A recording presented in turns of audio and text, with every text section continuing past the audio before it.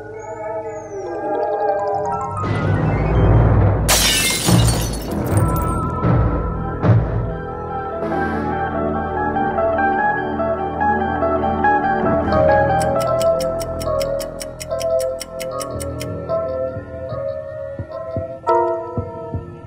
folks, welcome to the Sabre Zone. This is the video on this channel that always discusses what you had to say. So I am going to discuss what you had to say. So let's see what you had to say. Okay. All right guys, pulling your leg a bit. Here comes the clip. Shout out goes to Jason Crandall, one of my loyal regulars. And Jason says, people that want the Sabres to max out the cap just to maybe make the playoffs next season just want a quick high. We are then screwed when we need to re-sign Darlene, Power, or our other younger players in a few years. Yep. Jason, in 2 years, we have no defensemen locked in. Zero. In 2 seasons from now. You're absolutely right about this. We cannot, as much as, you know, I'd be a bad general manager, man. I swear.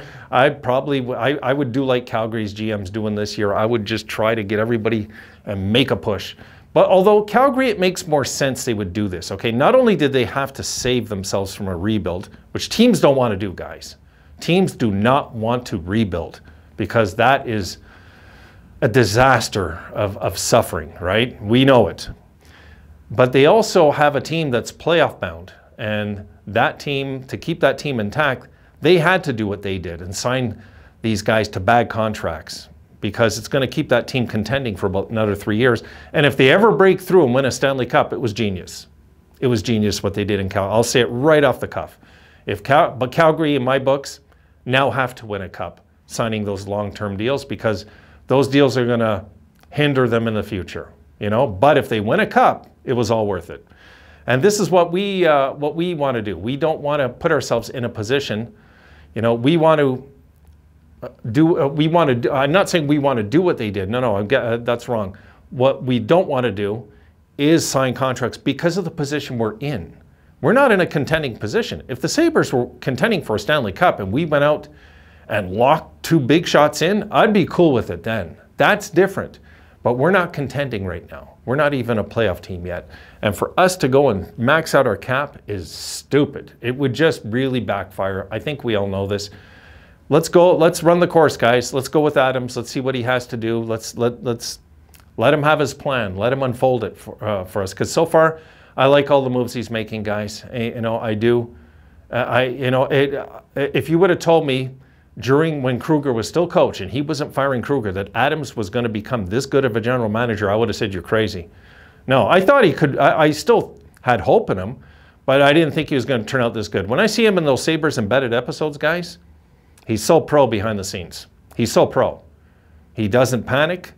He just has a smile on his face, goes, nah, we're not going to do that. When he's talking, you see when he's talking to some team on the phone, I don't know who it was. They wanted to get our the Jack Quinn pick. If you go look at that embedded episode, somebody was calling us. They didn't say who, but they were trying to get the Jack Quinn pick out of us, and they were offering us, I don't know, two picks. I think they were high picks they were offering us. Another second rounder, another first rounder, and Adam just smiles. He goes, no, we're not doing that. Like, you know, right away. So I'm excited about this team, and I'm excited where we're headed because we're being patient, and it's the last fan base that has the patience to suffer more is us. We've been through so much pain.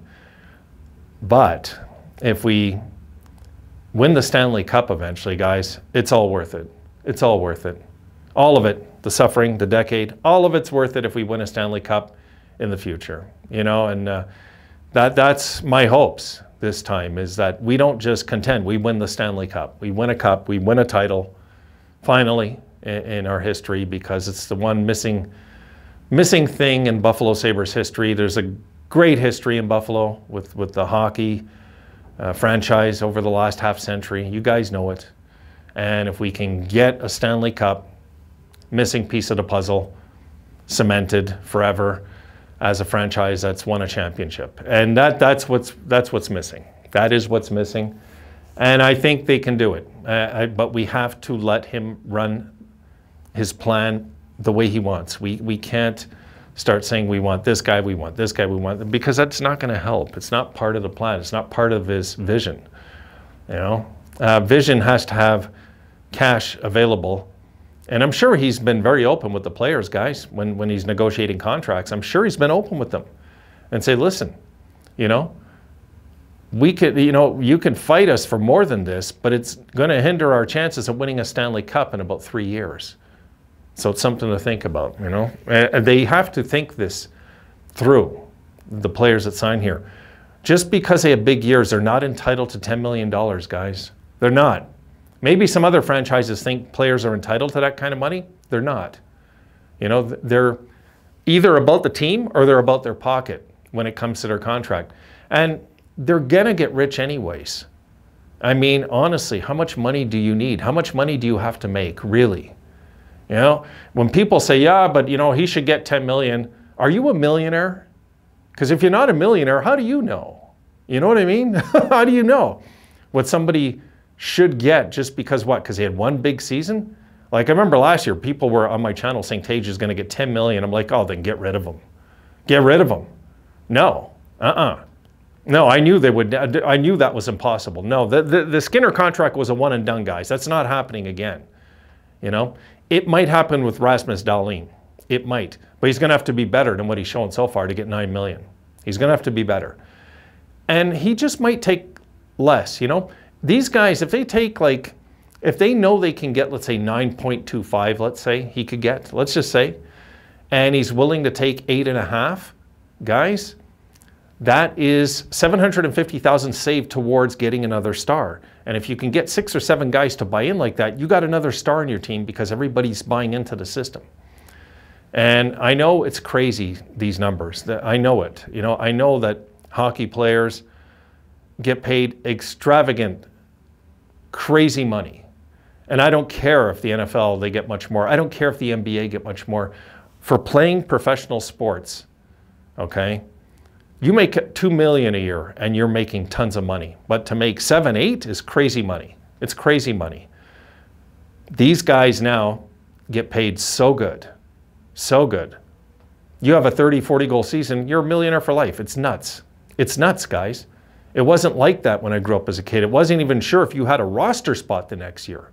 You had to fight to get back on the team, you know? Nowadays, you get rich for life before you even prove yourself. It's really crazy, but it's the way general managers are trending in this age. If they can lock players in ahead of time, and they forecast that, okay, this guy, we think Tage is going to have like 4 40-goal seasons in his career, and you lock him in at $7 million, everybody in the league is going to say Adams is a great general manager. If he never gets a 38-goal season again, we'll be able to tolerate it, I guess, if he has like 30-goal seasons. But I think Tage is going to explode, so just how I feel about it. So as these things unfold in the future, we have to be very careful, guys, with the money.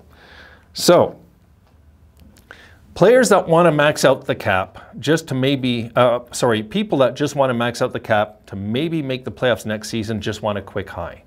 This is true, okay? You're thinking of what you want, not what the team needs. Those are two different things. And what I want to get studs with this money that we have open. I want to get studs. But would that be a smart thing to do? No. No, it wouldn't be, because if we do that, guys, we're going to have less money to sign players. That we got to keep these players, not 35-year-olds. Okay, we got to keep these 21, 22, 23-year-olds. These guys are all going to be good hockey players.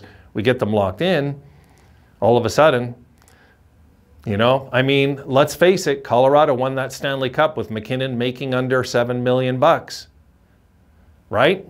Now, how are they going to manage in Colorado? He said he'd take a team-friendly deal. Not. He didn't take any team-friendly deal.